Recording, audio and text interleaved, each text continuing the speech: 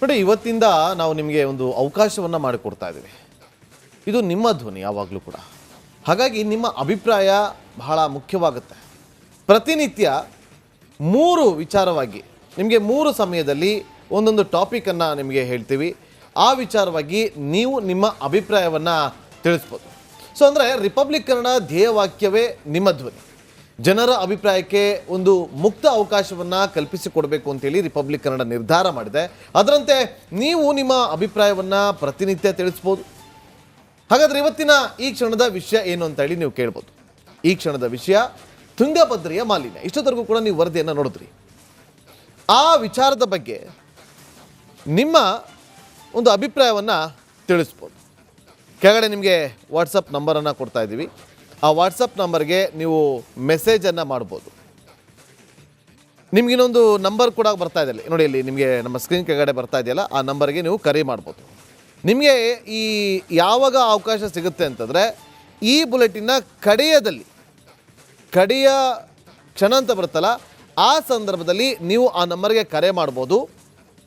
ಅಥವಾ ನೀವಿಗೆ ನಮ್ಮ ಸ್ಕ್ರೀನ್ ಮೇಲೆ ನೋಡ್ತಾ ಇದ್ದೀರಿ ವಾಟ್ಸಪ್ ನಂಬರ್, ಆ ವಾಟ್ಸಪ್ ನಂಬರ್ಗೆ ನಿಮ್ಮ ಅಭಿಪ್ರಾಯವನ್ನು 2 ಲೈನ್ಗಿಂತ ಹೆಚ್ಚಾಗಿ ಮೀರಿದಂತೆ ನಿಮ್ಮ ಅಭಿಪ್ರಾಯವನ್ನು ಅಲ್ಲಿ ತಿಳಿಸ್ಬೋದು. ಸೊ ಅಲ್ಲಿ ಮೆಸೇಜ್ ಮಾಡಿದ್ರೆ ನಿಮ್ಮ ಹೆಸರು ಸಮೇತ, ನಿಮ್ಮ ಹೆಸರು, ಎಲ್ಲಿಂದ ಮೆಸೇಜ್ ಮಾಡ್ತಾ ಇದ್ದೀರಾ, ನಿಮ್ಮ ಅಭಿಪ್ರಾಯ ಏನು ಅಂತೇಳಿ ಕೇವಲ 2 ಲೈನಲ್ಲಿ ನಮಗೆ ವಾಟ್ಸಪ್ ಮಾಡಿದ್ರೆ ನಿಮ್ಮ ಅಭಿಪ್ರಾಯವನ್ನು ನಾವು ಹಂಚಿಕೊಳ್ತೀವಿ. ಇಡೀ ರಾಜ್ಯಕ್ಕೆ ಗೊತ್ತಾಗುವಂಥ ಕೆಲಸವನ್ನು ಮಾಡ್ತೀವಿ.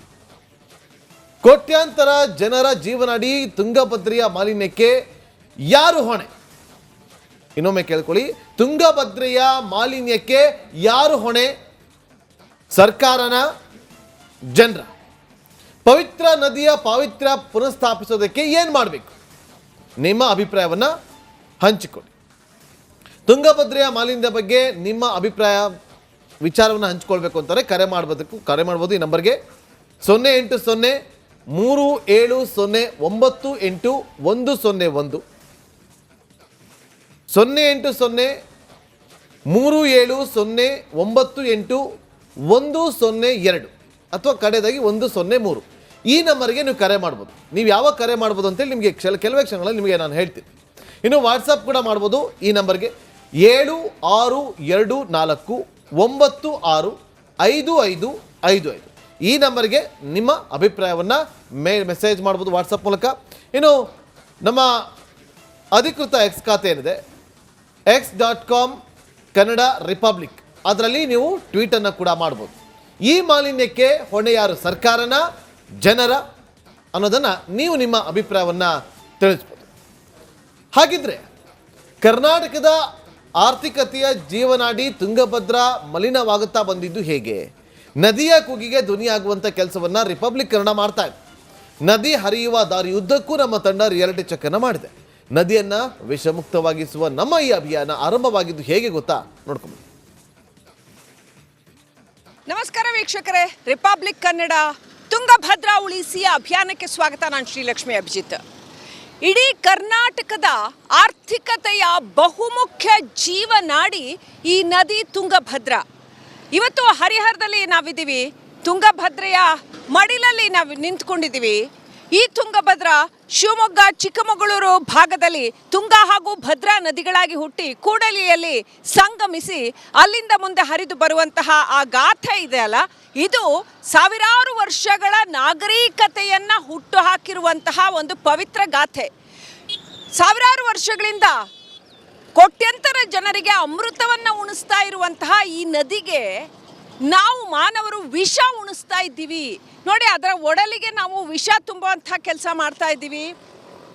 ಇಲ್ಲಿ ಪ್ರತಿ ನಗರಗಳ ಕೊಳಚೆ ನೀರಿರಬಹುದು, ತ್ಯಾಜ್ಯ ಇರಬಹುದು, ಅಥವಾ ಅದು ಬೇರೆ ಯಾವುದೇ ಥರದ ವಾಹನಗಳು ತೊಳೆಯೋದ್ರಿಂದ ಹಿಡಿದು ಬೇರೆ ಬೇರೆ ಥರದ ತ್ಯಾಜ್ಯಗಳು, ಆಮೇಲೆ ಮನುಷ್ಯರ ತ್ಯಾಜ್ಯಗಳು, ಚರಂಡಿ ನೀರು, ಎಲ್ಲ ಗಲೀಜನ್ನು ಕೂಡ ಶಿವಮೊಗ್ಗದಿಂದನೂ ಅದು ಮುಂದೆ ಮಂತ್ರಾಲಯದವರೆಗೂ ಹೋಗುತ್ತೆ. ಇಲ್ಲಿ ದಾವಣಗೆರೆ, ಹರಿಹರ, ಹಾಗೆಯೇ ಹೊನ್ನಾಳಿ, ಹಾವೇರಿ, ರಾಯಚೂರು, ಕೊಪ್ಪಳ, ಹಾಗೆ ಹರ್ಕೊಂಡು ಮಂತ್ರಾಲಯದವರೆಗೂ ಹೋಗುತ್ತೆ.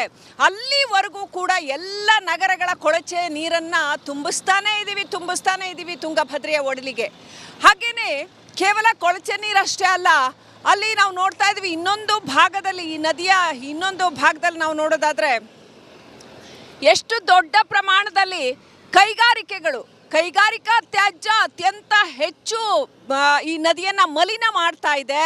ದೊಡ್ಡ ಪ್ರಮಾಣದಲ್ಲಿ ಅವುಗಳನ್ನು ನೀರನ್ನು ಸಂಸ್ಕರಿಸದೆ ಆ ಕೈಗಾರಿಕೆಗಳ ತ್ಯಾಜ್ಯವನ್ನು ನೇರವಾಗಿ ಹಾಗೆ ನದಿಗೆ ಬಿಡಲಾಗ್ತಾ ಇದೆ ಅನ್ನುವಂಥ ಆರೋಪ ಕೇಳಿ ಬರ್ತಾ ಇದೆ. ಹಾಗಾಗಿ ಇಡೀ ತುಂಗಭದ್ರೆ, ಇಡೀ ಕರ್ನಾಟಕದ ಜನಮಾನಸವನ್ನು ಸಹಸ್ರಾರು ವರ್ಷಗಳಿಂದ ಸಲಹಿದ ತುಂಗಭದ್ರೆ ಇವತ್ತು ಯಾವತ್ತಿಗಿಂತ ವಿಷವಾಗ್ತಾ ಇದ್ದಾಳೆ. ಯಾವತ್ತಿಗಿಂತ ಕುಡಿಯೋದಕ್ಕೂ ಕನಿಷ್ಠ ಬಾರದೇ ಇರುವಂತಹ ಪರಿಸ್ಥಿತಿ ತುಂಗಭದ್ರೆಗೆ ಬಂದಿದೆ ಅಂತ ಅಂದರೆ ನಿಜಕ್ಕೂ ಅದೆಂಥ ದಾರುಣ ಸ್ಥಿತಿಯಲ್ಲಿ ನಾವಿರಬೇಕು ಅಂತ. ಪ್ರಕೃತಿಯ ಒಡಲಿಗೆ ವಿಷ ತುಂಬುತ್ತಾ ಹೋಗ್ತಾನೆ. ಸೊ ಹಾಗೆ ಮಾಲಿನ್ಯ ನಿಯಂತ್ರಣ ಮಂಡಳಿ ಕೂಡ ತುಂಗಭದ್ರೆ ನೀರು ಕುಡಿಯೋದಕ್ಕೂ ಯೋಗ್ಯ ಇಲ್ಲ ಅಂತ ಹೇಳಿದೆ. 100 ಮಿಲಿಮೀಟರ್ ನೀರಿನಲ್ಲಿ ಕೇವಲ 50 ಮೋಸ್ಟ್ ಪ್ರೊಬ್ಯಾಬಲ್ ಪಾಯಿಂಟ್ಸ್ ಇರಬೇಕಾಗತ್ತೆ. ಆದರೆ 2800 ಇದೆ ಈ ನೀರಿನಲ್ಲಿ ಅಂತ ಮಾಲಿನ್ಯ ನಿಯಂತ್ರಣ ಮಂಡಳಿ ಹೇಳಿದೆ ಅಂತ. ಹಾಗಾಗಿ ಈ ನೀರು ಅದೆಷ್ಟರ ಮಟ್ಟಿಗೆ ಮಲಿನವಾಗಿದೆ ಅಂದರೆ ಪ್ರಾಣಿಗಳು ಕೂಡ ಕುಡಿಯೋದಕ್ಕೆ ಯೋಗ್ಯವಲ್ಲ, ಅಷ್ಟರ ಮಟ್ಟಿಗೆ ಮಲಿನ ಆಗಿದೆ ಅಂತ ಹೇಳಲಾಗ್ತಾ ಇದೆ.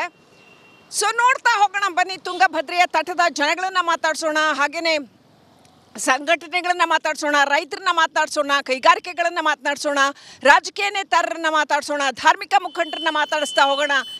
ಏನಾಗಿದೆ ತುಂಗೆ ಒಡಲಿಗೆ ಮಾತನಾಡ್ತಾ ಹೋಗೋಣ ಬನ್ನಿ.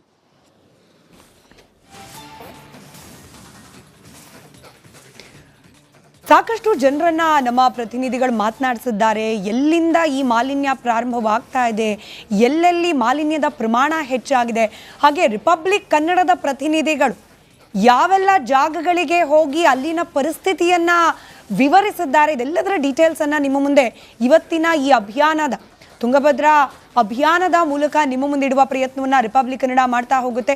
ಅದರಲ್ಲೂ ನನ್ನ ಇಬ್ಬರು ಕಲೀಗ್ಸ್ ಶ್ರೀಲಕ್ಷ್ಮಿ ಹಾಗೆ ರಂಜನ್ ತುಂಗಭದ್ರೆ ಹರಿಯುವ ಅದರ ಮೂಲ ಸ್ಥಳದಿಂದ ಹಿಡಿದು ಸಂಗಮ ಅದಾದ ನಂತರ ಅದು ಸಮುದ್ರವನ್ನು ಸೇರುವ ಜಾಗ ಅಲ್ಲಿವರೆಗೂ ಹೋಗಿ ಯಾವ್ಯಾವ ಪಾಯಿಂಟ್ನಲ್ಲಿ ಎಕ್ಸಾಕ್ಟ್ಲಿ ಯಾವ ಪ್ರಮಾಣದಲ್ಲಿ ತುಂಗಭದ್ರೆ ಕಲುಷಿತಗೊಳ್ತಾ ಇದ್ದಾಳೆ, ಇದಕ್ಕೆ ಕಾರಣವಾಗ್ತಾ ಇರೋದು ಏನು ಅನ್ನೋದ್ರ ನೋಡಿ, ಇವತ್ತಿಂದ ನಾವು ನಿಮಗೆ ಒಂದು ಅವಕಾಶವನ್ನು ಮಾಡಿಕೊಡ್ತಾ ಇದ್ದೀವಿ.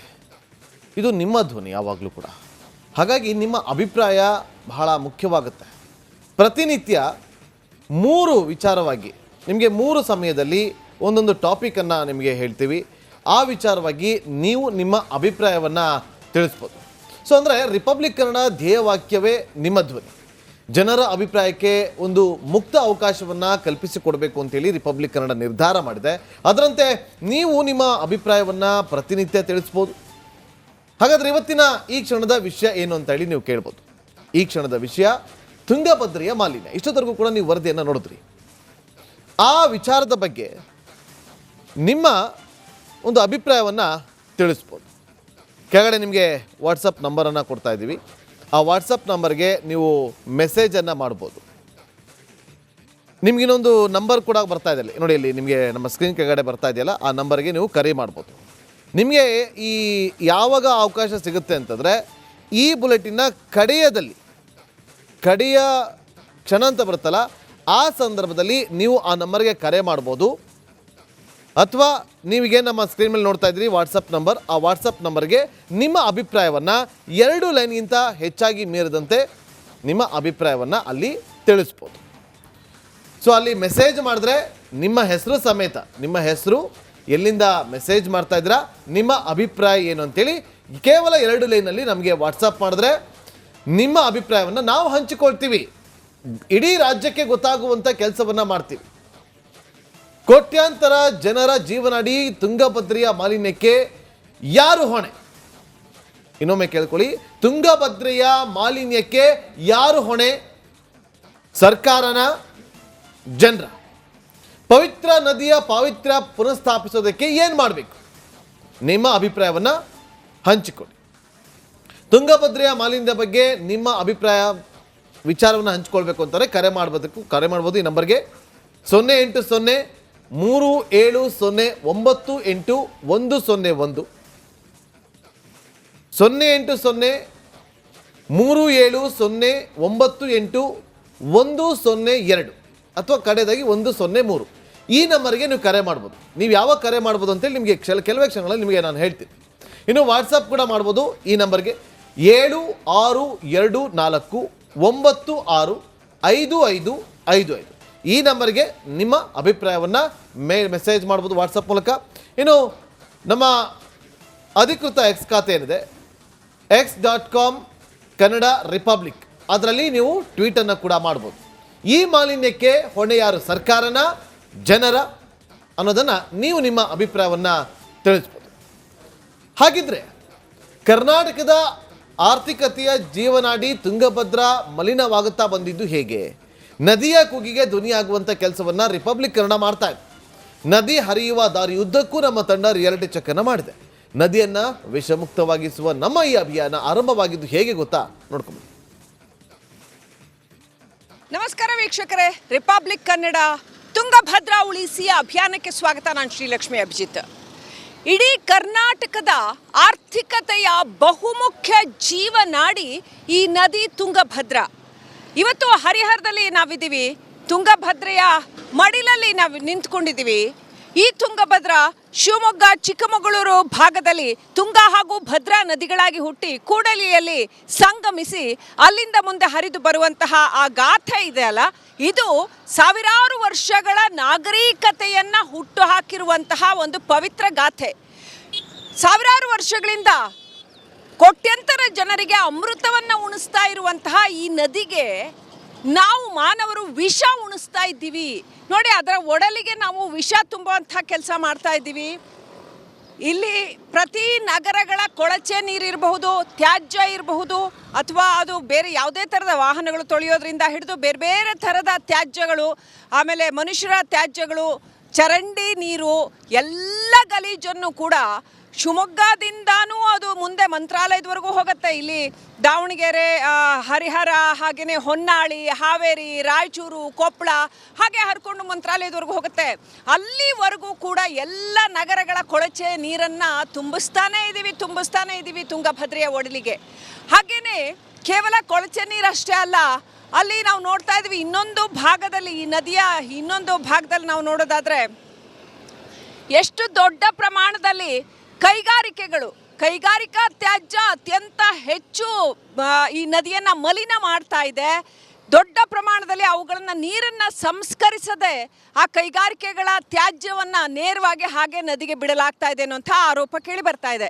ಹಾಗಾಗಿ ಇಡೀ ತುಂಗಭದ್ರೆ, ಇಡೀ ಕರ್ನಾಟಕದ ಜನಮಾನಸವನ್ನು ಸಹಸ್ರಾರು ವರ್ಷಗಳಿಂದ ಸಲಹಿದ ತುಂಗಭದ್ರೆ ಇವತ್ತು ಯಾವತ್ತಿಗಿಂತ ವಿಷವಾಗ್ತಾ ಇದ್ದಾಳೆ. ಯಾವತ್ತಿಗಿಂತ ಕುಡಿಯೋದಕ್ಕೂ ಕನಿಷ್ಠ ಬಾರದೇ ಇರುವಂತಹ ಪರಿಸ್ಥಿತಿ ತುಂಗಭದ್ರೆಗೆ ಬಂದಿದೆ ಅಂತ ಅಂದರೆ ನಿಜಕ್ಕೂ ಅದೆಂಥ ದಾರುಣ ಸ್ಥಿತಿಯಲ್ಲಿ ನಾವಿರಬೇಕು ಅಂತ. ಪ್ರಕೃತಿಯ ಒಡಲಿಗೆ ವಿಷ ತುಂಬುತ್ತಾ ಹೋಗ್ತಾನೆ. ಸೊ ಹಾಗೆ ಮಾಲಿನ್ಯ ನಿಯಂತ್ರಣ ಮಂಡಳಿ ಕೂಡ ತುಂಗಭದ್ರೆ ನೀರು ಕುಡಿಯೋದಕ್ಕೂ ಯೋಗ್ಯ ಇಲ್ಲ ಅಂತ ಹೇಳಿದೆ. 100 ಮಿಲಿಮೀಟರ್ ನೀರಿನಲ್ಲಿ ಕೇವಲ 50 ಮೋಸ್ಟ್ ಪ್ರೊಬ್ಯಾಬಲ್ ಪಾಯಿಂಟ್ಸ್ ಇರಬೇಕಾಗತ್ತೆ. ಆದರೆ 2800 ಇದೆ ಈ ನೀರಿನಲ್ಲಿ ಅಂತ ಮಾಲಿನ್ಯ ನಿಯಂತ್ರಣ ಮಂಡಳಿ ಹೇಳಿದೆ ಅಂತ. ಹಾಗಾಗಿ ಈ ನೀರು ಅದೆಷ್ಟರ ಮಟ್ಟಿಗೆ ಮಲಿನವಾಗಿದೆ ಅಂದರೆ ಪ್ರಾಣಿಗಳು ಕೂಡ ಕುಡಿಯೋದಕ್ಕೆ ಯೋಗ್ಯವಲ್ಲ, ಅಷ್ಟರ ಮಟ್ಟಿಗೆ ಮಲಿನ ಆಗಿದೆ ಅಂತ ಹೇಳಲಾಗ್ತಾ ಇದೆ. ಸೊ ನೋಡ್ತಾ ಹೋಗೋಣ ಬನ್ನಿ, ತುಂಗಭದ್ರೆಯ ತಟದ ಜನಗಳನ್ನು ಮಾತಾಡ್ಸೋಣ, ಹಾಗೆಯೇ ಸಂಘಟನೆಗಳನ್ನು ಮಾತಾಡ್ಸೋಣ, ರೈತರನ್ನ ಮಾತಾಡ್ಸೋಣ, ಕೈಗಾರಿಕೆಗಳನ್ನು ಮಾತನಾಡ್ಸೋಣ, ರಾಜಕೀಯ ನೇತಾರರನ್ನ ಮಾತಾಡ್ಸೋಣ, ಧಾರ್ಮಿಕ ಮುಖಂಡರನ್ನ ಮಾತಾಡಿಸ್ತಾ ಹೋಗೋಣ. ಏನಾಗಿದೆ ತುಂಗೆ ಒಡಲಿಗೆ ಮಾತನಾಡ್ತಾ ಹೋಗೋಣ ಬನ್ನಿ.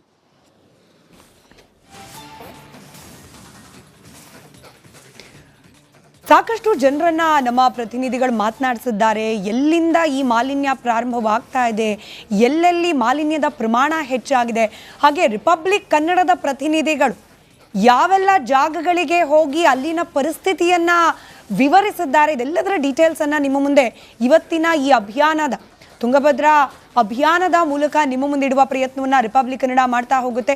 ಅದರಲ್ಲೂ ನನ್ನ ಇಬ್ಬರು ಕಲೀಗ್ಸ್ ಶ್ರೀಲಕ್ಷ್ಮಿ ಹಾಗೆ ರಂಜನ್ ತುಂಗಭದ್ರೆ ಹರಿಯುವ ಅದರ ಮೂಲ ಸ್ಥಳದಿಂದ ಹಿಡಿದು ಸಂಗಮ ಅದಾದ ನಂತರ ಅದು ಸಮುದ್ರವನ್ನು ಸೇರುವ ಜಾಗ ಅಲ್ಲಿವರೆಗೂ ಹೋಗಿ ಯಾವ್ಯಾವ ಪಾಯಿಂಟ್ನಲ್ಲಿ ಎಕ್ಸಾಕ್ಟ್ಲಿ ಯಾವ ಪ್ರಮಾಣದಲ್ಲಿ ತುಂಗಭದ್ರೆ ಕಲುಷಿತಗೊಳ್ತಾ ಇದ್ದಾಳೆ, ಇದಕ್ಕೆ ಕಾರಣವಾಗ್ತಾ ಇರೋದು ಏನು ಅನ್ನೋದರ